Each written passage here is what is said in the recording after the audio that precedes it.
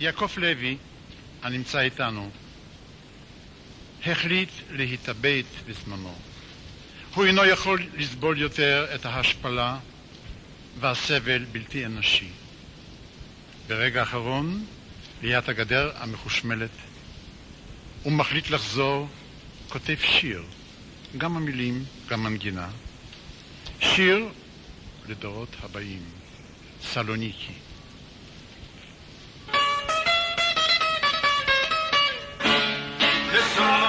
Θεσσαλονίκη μου γλυκιά, πατρίδα δοξασμένη, αχ πότε θα δει ο καιρός να ζούμε ενωμένοι και να σου πω τα βάσανα που τράβηξα εκεί πέρα της Πολώνη στα στενά στο λάγκερ νύχτα μέρα σαν τα ζούλα μας ντύσανε με μπλε και άσπρες λίγες κι απ' το καημό τα αδέρφια μας επέσαν σαν τις μύγες παρούσανα τα πλαστήρα ώσπου η καρδιά ματώνει και καίγαν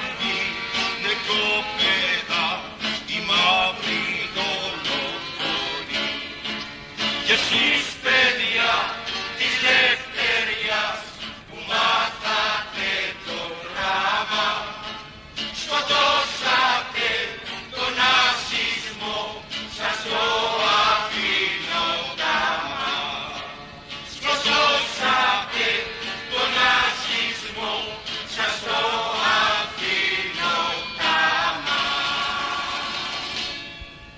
יום השחרור המיוחד